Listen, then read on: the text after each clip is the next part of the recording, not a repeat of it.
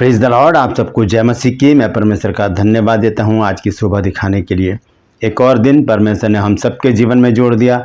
हम परमेश्वर को कोटि कोटि धन्यवाद दें। एक नया संदेश लेकर मैं आपका दोस्त पास्टर राज मसीह आपके सम्मुख उपस्थित हूं।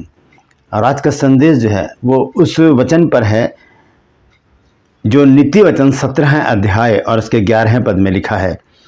और वहाँ पर जिक्र आया है क्रूर दूत का।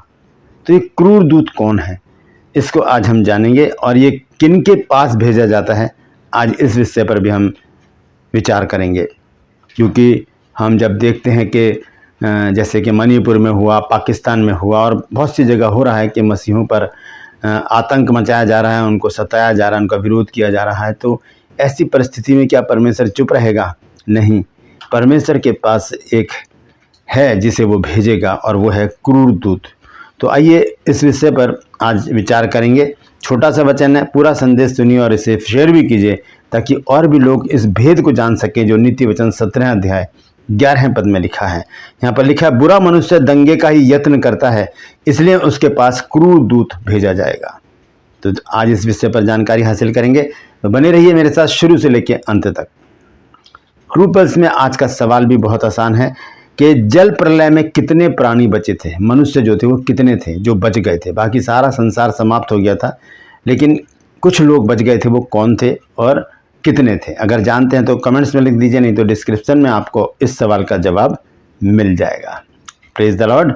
आइए एक छोटी सी प्रार्थना करके आज के वचन को हम शुरू करेंगे।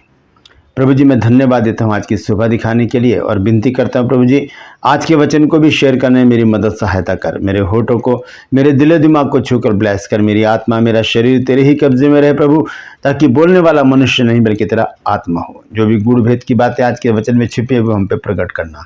जितने भी लोग इस वचन को देख रहे हैं, सुन रहे हैं प्रभु जी, उनको समझ बुद्धि ज्ञान देना प्रभु जी। वचन को सुनने के लिए कान, ग्रहण करने वाला हृदय और समझने के लिए बुद्धि देना प्रभु।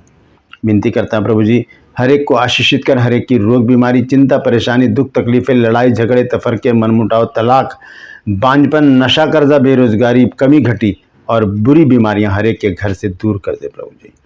परमपिता परमेश्वर, जो लोग घरों से चले गए उनको वापस घर लेकर आ, ताकि हर घर में आनंद मनाया जाए।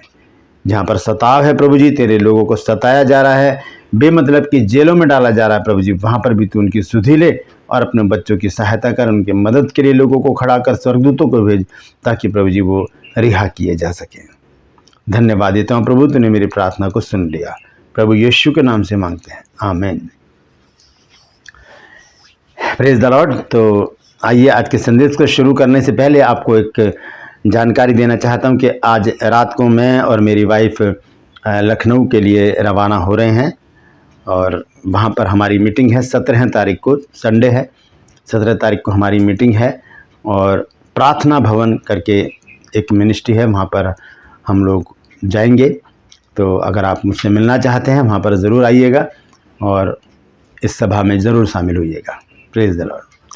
आइए आज के वचन को शुरू करेंगे और आज का वचन है नीति वचन 17 अध्याय 11 पद। लिखा है, बुरा मनुष्य दंगे का ही यत्न करता है। जो लोग दंगा फसाद करते हैं उन्हें अच्छा तो कहा ही नहीं जा सकता, क्योंकि वो मनुष्यों को मारते हैं, पीटते हैं, नुकसान करते हैं और बहुत सारी बातें ऐसी करते हैं जो आसानी से पचाई नहीं जा सकती। उन पर ऐसा नहीं माना जा सकता है इन्होंने ठीक किया है। तो वो कौन लोग हैं? वो बुरे लोग हैं। बाइबल बताती है नीति वचन 17 के 11 पद में कि बुरा मनुष्य दंगे का ही यत्न करते। यत्न का मतलब है उसके प्लानिंग बनाता रहता है कि कैसे दंगा फसाद किया जाए। तो ऐसे लोगों के विषय में बाइबल क्या कहती है, परमेश्वर क्या कहता है, परमेश्वर क्या करता है, इसको हम जानेंगे आज। तो यहाँ पर हम देखते हैं कि उसके आगे लिखा है, इसलिए उसके पास क्रूर दूत भेजा जाएगा। ये बहुत बड़े भेद की बात है। क्रूर दूत कौन है, ये क्या करता है, इसको आज हम जानेंगे। तो मैं आपको बताना चाहता हूं कि परमेश्वर कभी भी जल्दबाजी में काम नहीं करता। परमेश्वर मौके देता है लोगों को कि वो सुधर जाएं, लेकिन जब मनुष्य नहीं सुधरता तब क्या करता है, परमेश्वर अपना काम करना शुरू करता है। हम देखते हैं बाइबल में जब हम लूका रचित सुसमाचार पढ़ते हैं 15 अध्याय में 11 पद से आगे, तो वहाँ पर 2 भाइयों का जिक्र है, एक छोटा एक बड़ा है। और उस कहानी को हम उड़ाऊ पुत्र के विषय में भी जानते हैं और मुसरिफ बेटा भी उसको कहा जाता है कि वो अपने धन संपत्ति लेकर कहाँ चला जाता है, दूसरे देश चला जाता है और वहाँ पर कुकर में सारी संपत्ति उड़ा देता है। लेकिन जब आपे में आता है तो वो वापस आता है और अपने पिता से क्षमा मांगता है और कहता है कि मैंने तेरे विरुद्ध और स्वर्ग के विरुद्ध में पाप किया है। दोस्तों, ये एक वो घटना है जिसको हमें ध्यान से समझना चाहिए। वहाँ पर जब उसका धन समाप्त हो गया तब परमेश्वर ने वहाँ पर बड़ा अकाल डाला। परमेश्वर अपना काम करना जानता है। हम कई बार विचलित हो जाते हैं, परेशान हो जाते हैं, सोचते हैं कि परमेश्वर तो चुप है। परमेश्वर कभी चुप नहीं रहता, वो सब कुछ देखता है, सुनता है और सही समय पर यानी कि अपने समय पर ही परमेश्वर काम करता है। तो यहाँ पर आज हम देखेंगे क्रूर दूत के विषय में कि क्रूर दूत कौन है। यहाँ पर एक बार फिर से मैं पढ़ देता हूँ, नीति वचन 11 अध्याय का 17 पद। यहाँ लिखा है, बुरा मनुष्य दंगे ही का यत्न करता है, इसलिए उसके पास क्रूर दूत भेजा जाएगा।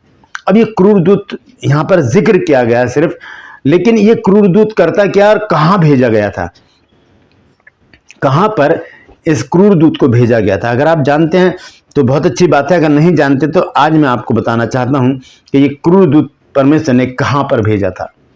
दोस्तों, मिस्र में, जब मिस्र में इजरायली लोग टॉर्चर में जी रहे थे, सताव में जी रहे थे, बिलख रहे थे, रो रहे थे, तब परमेश्वर ने वहां पर क्रूर दूत को भेजा था। आइए उस वचन को देखेंगे। निर्गमन की पुस्तक में लिखा है 12 अध्याय 21 से 23 पद तक मैं पढ़ूंगा। निर्गमन 12 अध्याय 21, 22 और 23 पद। देखिए यहाँ पर क्या लिखा है। यहाँ पर लिखा है, तब मूसा ने इजराइल के सब पुरनियों को बुलाकर कहा, तुम अपने अपने कुल के अनुसार एक एक मेमना अलग कर रखो और फसह का पशु बलि करना, और उसका लहू जो तसले में होगा उसमें जूफा का एक गुच्छा डुबाकर उसी तसले में के लहू से द्वार के चौखट के सिरे और दोनों अलंगों पर कुछ लगाना, और भोर तक तुम में से कोई घर से बाहर ना निकले। यहाँ पर मूसा ने एक आज्ञा दी, पुरनियों को समझाया कि वो जाकर सभी इजरायलियों को समझा दें और तैयार रहें, क्योंकि आज मिस्र में क्रूर दूत भेजा जाएगा। क्या निशानी थी वहां पर? यहाँ पर मेमना जो है वो प्रभु यीशु मसीह को दर्शाता है, और प्रभु यीशु मसीह का लहू ही हमें सुरक्षित रखता है। प्रभु यीशु मसीह का लहू ही हमें बचाता है, सुरक्षित रखता है।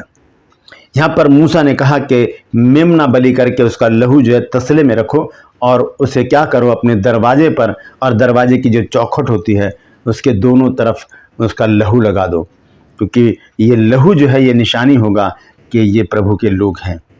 प्रभु यीशु मसीह का लहू हमें नहीं दिखाई देता, लेकिन शैतान को दिखाई देता है, इसलिए शैतान डरता है प्रभु यीशु मसीह से।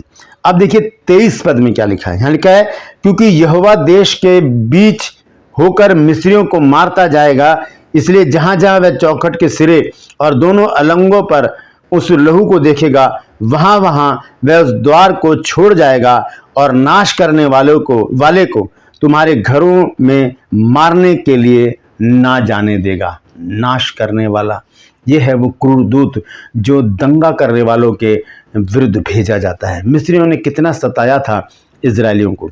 आइए देखते हैं निर्गमन 1 अध्याय 11 पद से। यहाँ पर लिखा है, इसलिए उन्होंने उन पर बेगारी कराने वालों को नियुक्त किया कि वे उन पर भार डाल डालकर उनको दुख दिया करें। तब उन्होंने फिरौन के लिए पितोम और रामसेस नाम भंडार वाले नगरों को बनाया, पर ज्यों ज्यों वे उनको दुख देते गए त्यों त्यों वे बढ़ते और फैलते चले गए, इसलिए वे इजरायलियों से अत्यंत डर गए। यहाँ पर हम देख रहे हैं कि उन्होंने इजरायलियों को सताना शुरू किया और बहुत ज़्यादा काम उनसे कराने लगे, तो इजरायली लोग बिलखने लगे, रोने लगे, चिल्लाने लगे। परमेश्वर ने उनकी चिल्लाहट को सुना और 3 अध्याय के 7 पद में लिखा है, यहाँ लिखा है कि फिर यहोवा ने कहा, मैंने अपनी प्रजा के लोग को जो मिस्र में हैं उनके दुख को निश्चय देखा है, और उनकी जो चिल्लाहट परिश्रम कराने वालों के कारण होती है उसको भी मैंने सुना है, और उनकी पीड़ा पर मैंने चित्त लगाया है। 8 पद में लिखा है, इसलिए अब मैं उतर आया हूँ कि उन्हें मिस्रियों के वश से छुड़ाऊं और उस देश से निकालकर एक अच्छे और बड़े देश में, जिसमें दूध और मधु की धारा बहती हैं, अर्थात कनानी, हित्ती, अमोरी, परिज्जी, हिब्बी और यबूसी लोगों के स्थान में पहुंचाऊं। ये परमेश्वर का वायदा था। परमेश्वर उतर कर आया, चिल्लाहट सुनी और क्या हुआ, परमेश्वर ने इजरायलियों को मूसा और हारून के द्वारा वहाँ से निकलवाया। लेकिन जब पहलौठे मारे गए तब परमेश्वर ने क्रूर दूत को उन दंगाइयों के घर में भेजा जिन्होंने इजरायलियों पर भार डालकर उन्हें दुख देना शुरू कर दिया था। दोस्तों, ये बहुत ही भयानक बात है। अगर हम दंगा फसाद करने वालों के साथ मिले हुए हैं, अगर हम उनकी संगति करते हैं, तो आज ही हम उनसे अलग हो जाएं। हम परमेश्वर से विनती करें कि अपने हाथों को उठाकर, प्रभु हमें ऐसा बना प्रभु कि हम कोई भी दंगा फसाद करने वालों के साथ संगति ना करें। हमें ऐसा बना प्रभु कि हमारा जो सहायक है पवित्र आत्मा, वो हमारे साथ रहे और हम इन सारी बातों से बच सकें। प्रभु, हम तुझसे विनती करते हैं प्रभु जी, हमें नम्र और दीन बना, ताकि प्रभु जी हम तेरी महिमा कर सके, तेरे नाम को ऊंचा उठा सके। धन्यवाद देते हैं प्रभु प्रार्थना के सुने जाने के लिए, यीशु के नाम से मांगते हैं, आमीन। ये छोटी सी प्रार्थना कीजिए। दोस्तों, ये क्रूर दूत सच में क्रूर ही होता है और ये नहीं देखता कि कौन है सामने। हमने देखा इजरायली जब मिस्र में थे तब क्या हुआ, वहाँ पर उन्होंने जब अपने दरवाज़ों पर लहू लगा दिया, मेमने का लहू लगा दिया, तो वो लोग बच गए। आज हम भी अपने घर को, अपने परिवार को, अपने लोगों को यीशु मसीह के लहू से कवर करें, ताकि हम भी बचाए जा सकें। क्योंकि क्रूर दूत आज घर से अपने हर एक काम करने के लिए निकल चुका है और उनको जो दंगाई हैं, जो दंगा फसाद करते हैं, जो दंगा करने की युक्ति में लगे रहते हैं, यत्न करते हैं, उनको वो उनका फल देने के लिए तैयार है। क्योंकि क्रूर दूत मनुष्य की ओर से नहीं, शैतान की ओर से नहीं, संसार की ओर से नहीं, बल्कि परमेश्वर की ओर से भेजा जाता है। जैसे कि हमने देखा मिस्र में भेजा गया। इसीलिए नीति वचन और उसके 17 अध्याय और उसके 11 पद में क्या लिखा है, आइए उसको एक बार फिर से देख लेते हैं। यहाँ पर लिखा है कि बुरा मनुष्य दंगे ही का यत्न करता है। वो दंगा, उसके दिमाग में यही चलता रहता है, वही यही यत्न का मतलब है, वो एक प्लानिंग करता रहता है। और फिर लिखा है इसलिए उसके पास क्रूर दूत भेजा जाएगा। तो आप जान गए कि क्रूर दूत कौन है। तो हम परमेश्वर को धन्यवाद देते हैं कि परमेश्वर ने हमारी सुरक्षा के लिए एक क्रूर दूत को रखा हुआ है, ताकि हम सुरक्षित रह सकें और परमेश्वर की महिमा कर सकें, जैसे कि इजरायली लोग मिस्र में सुरक्षित हुए यीशु मसीह के लहू के द्वारा। Praise the Lord. परमेश्वर इन वचनों के द्वारा हम सबको आशीष दे। यदि आज आपने कुछ नया सीखा है तो कमेंट्स में ज़रूर लिखिएगा और इस वचन को शेयर कीजिए, ताकि और भी लोग इन बातों को जान सकें। ट्रू पल्स में आज का सवाल है कि जल प्रलय में सब पृथ्वी के सब जन नष्ट हो गए थे, लेकिन कितने प्राणी थे और कौन थे वो जो इस जल प्रलय से बच गए थे? जानते हैं तो कमेंट्स में लिख दीजिए, नहीं तो डिस्क्रिप्शन में आपको इस सवाल का जवाब मिल जाएगा। मैं आपसे गुजारिश करता हूँ मेरे इन चैनल्स को सब्सक्राइब कीजिए, बेल आइकन को दबाइए, ताकि नोटिफिकेशन आपके पास पहुँचे, नया वीडियो, नई जानकारी तुरंत आपके पास पहुँच जाए। मेरे वीडियोस को लाइक कीजिए, शेयर कीजिए और कमेंट्स बॉक्स में आकर मुझसे ज़रूर बातचीत कीजिए। Praise the Lord. आज के लिए बस इतना ही। फिर मिलूंगा एक नए संदेश के साथ, एक नया वीडियो लेकर। तब तक के लिए मुझे इजाज़त दीजिए, लेकिन अपना और अपनों का ख्याल रखिए और ध्यान रखिए। हमें अपने घर को, अपने आप को प्रभु यीशु मसीह के लहू में छुपाना है, ताकि क्रूर दूत हमारे घर में प्रवेश ना कर सके। Praise the Lord. परमेश्वर आप सबको आशीष दे।